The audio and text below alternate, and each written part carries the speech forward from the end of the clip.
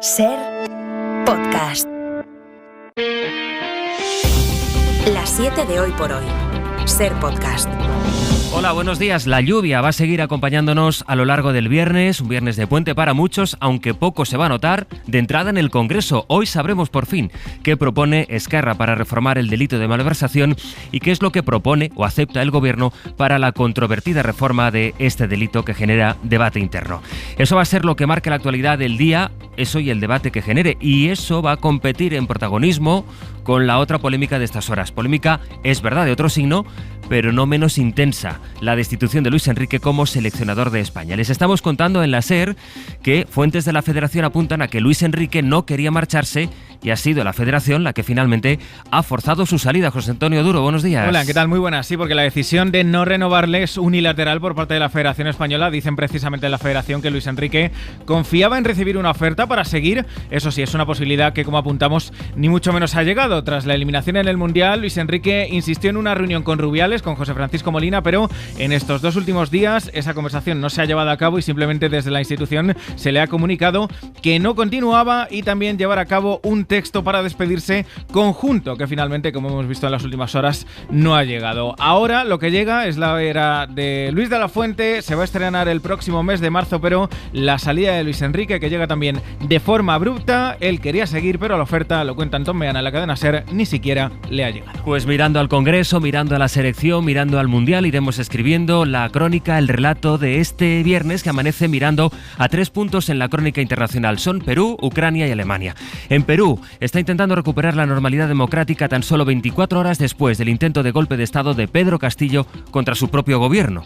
Esta ha sido una madrugada de reuniones para la nueva presidenta, Dina Boluarte, que ha empezado una ronda de contactos con las principales fuerzas políticas para intentar formar un gobierno de unidad nacional. 6 presidentes en 6 años. Ese es el resumen de la crisis política que está atravesando el Perú. Gillian Ayala, buenos días. Hola, buenos días. Ha señalado que está en proceso de conformar su gabinete con paridad y que las personas que lo conformen sean personas con experiencia, con perfiles técnicos. La portavoz de la nueva presidenta, Adriana Tudela, ha confirmado esta madrugada que Dina Boluarte está formando ya su nuevo gobierno, mientras Pedro del Castillo se enfrenta a una posible condena de 20 años en la cárcel por rebelión y conspiración. El otro punto de actualidad está en Europa, en Ucrania.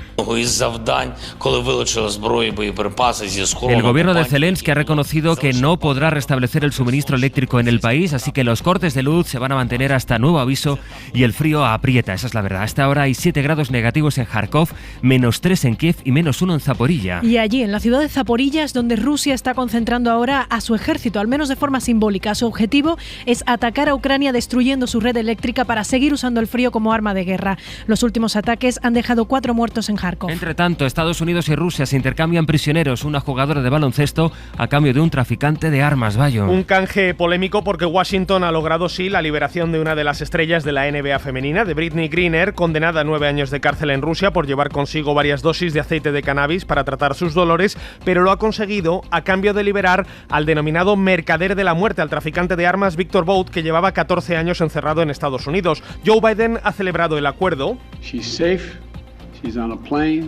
Brittney está a salvo, está en un avión, viene de vuelta a casa, decía hace unas horas el presidente estadounidense, y pronto estará de vuelta en brazos de sus seres queridos. Mientras tanto, en Ucrania, como decíais, continúan los combates en el Donbass. Kharkov se lleva la peor parte con al menos 4 fallecidos en las últimas horas. Y la actualidad internacional se completa en Alemania, donde no se descarta que este viernes se detengan a más ultraderechistas vinculados al grupo que intentó dar un golpe de Estado hace 2 días. Hasta ahora hay 23 detenidos y en la lista de sospechosos hay otras 54 personas.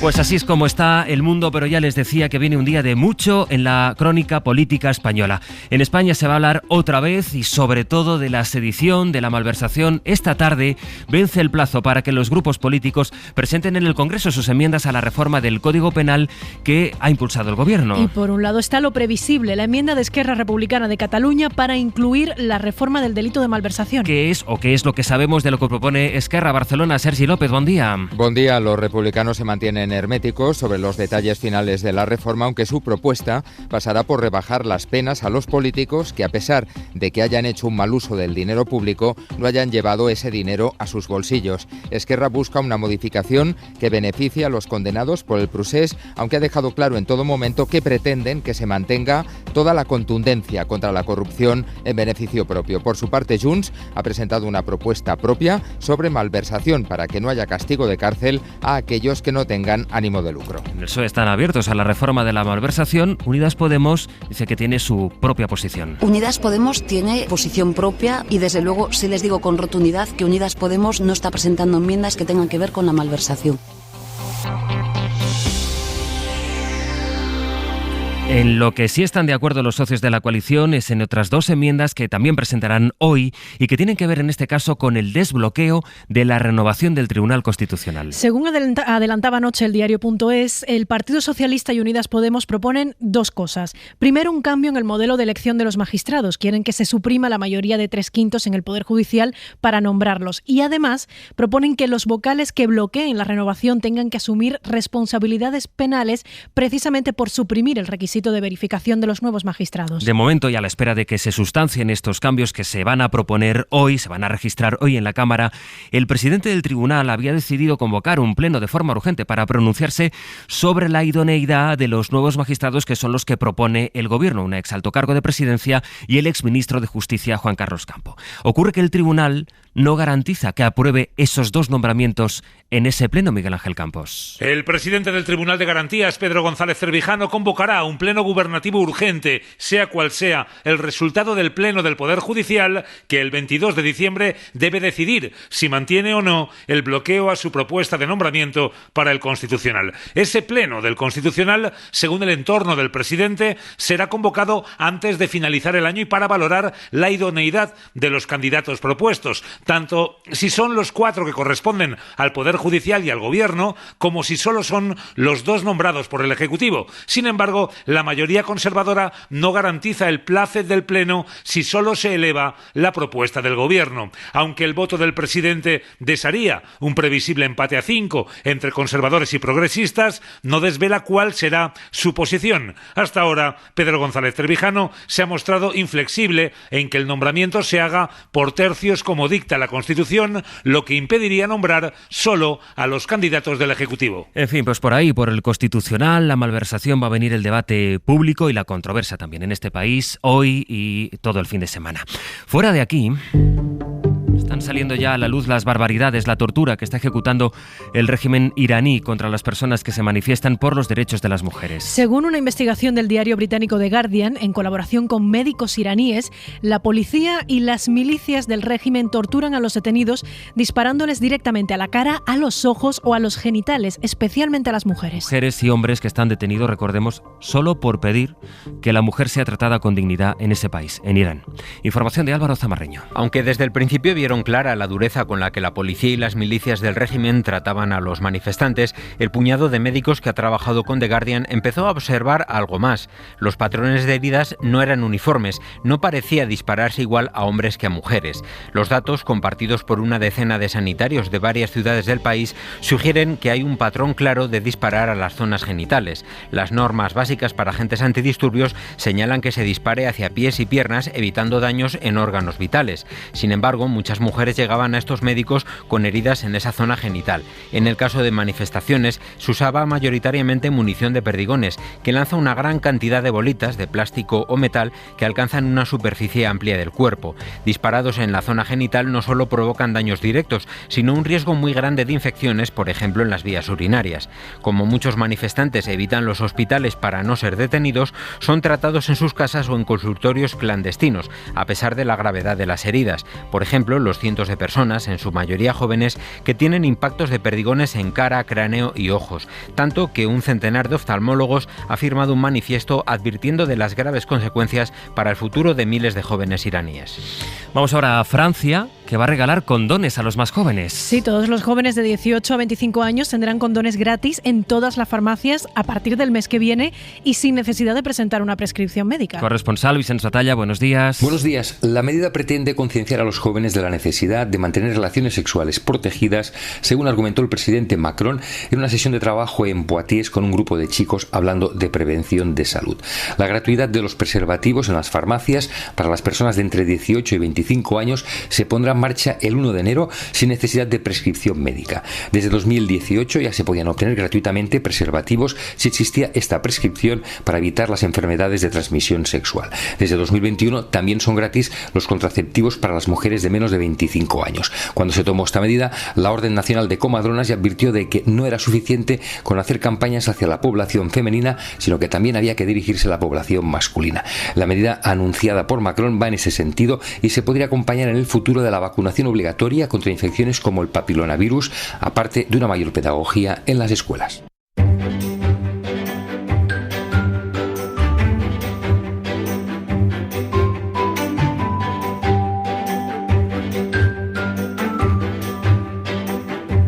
Eliminada España, se ha ido reduciendo el tiempo que dedicamos a la información del Mundial, también porque pues hasta hoy no van a regresar los partidos, así que vamos a ir recuperando algunas costumbres de esta temporada. Por ejemplo, y a esta hora era ir conectando con un par de nuestras emisoras para que nos contaran las historias más singulares que se cuentan en sus territorios. Así que saludamos esta mañana en Canarias a Pedro Murillo. Hola Pedro, buenos días. Hola, ¿qué tal? Buenos días. Y en Aragón, en Radio Zaragoza, Lorena Ruano. Lorena, ¿qué tal? ¿Cómo estás? Hola, muy buenos días. Pedro, voy a empezar contigo con una señal de tráfico, digamos, singular.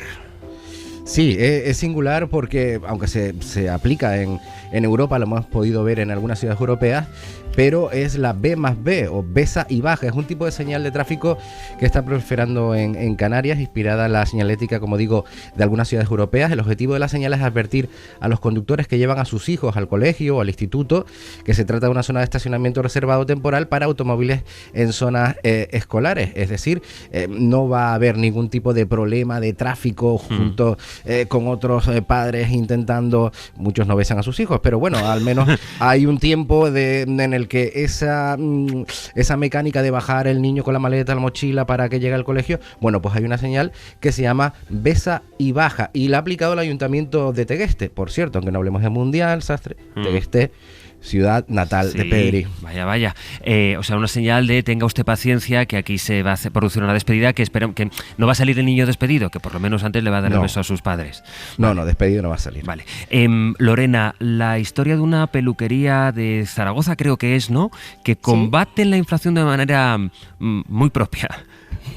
Bueno, pues es una forma yo creo que bastante natural, porque esta peluquería del centro de Zaragoza lo que hace es ofrecer batas y mantas a las clientas por ese elevado precio de la factura de la luz. Como nos contaba su propietario, Iván La Peña, hay que ver la foto, la podéis ver a través de la web porque es curiosa.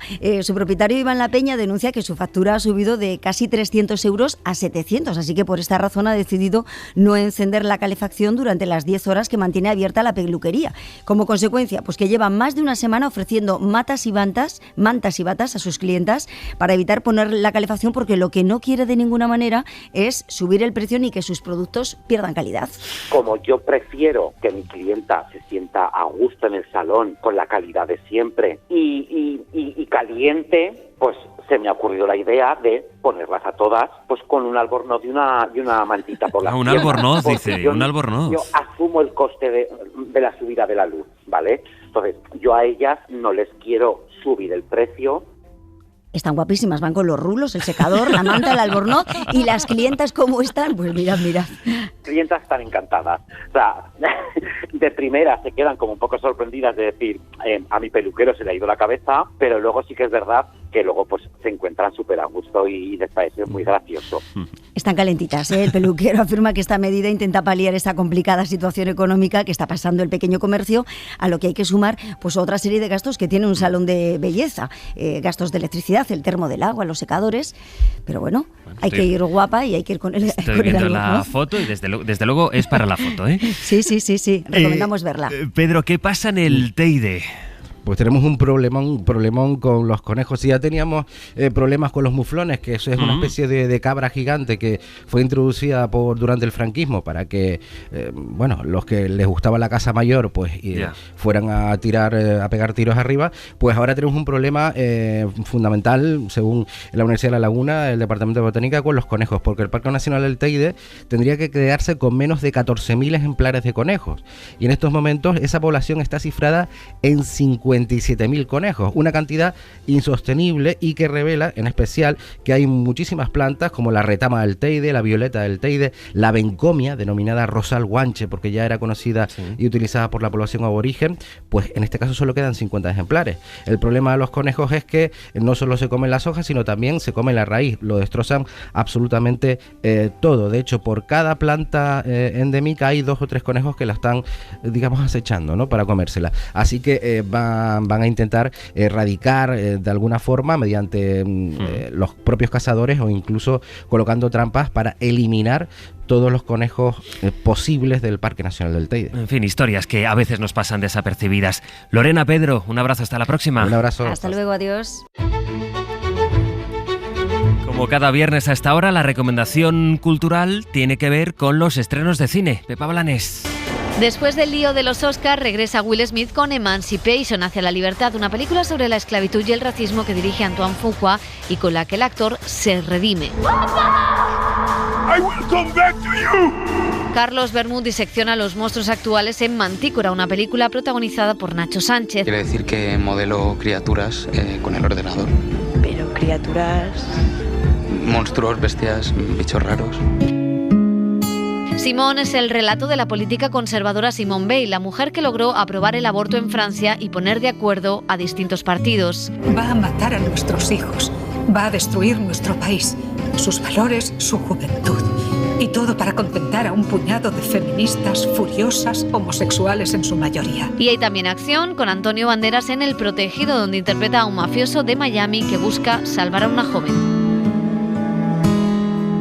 Para no perderte ningún episodio, síguenos en la aplicación o la web de la SER, Podium Podcast o tu plataforma de audio favorita. Cadena SER. La radio.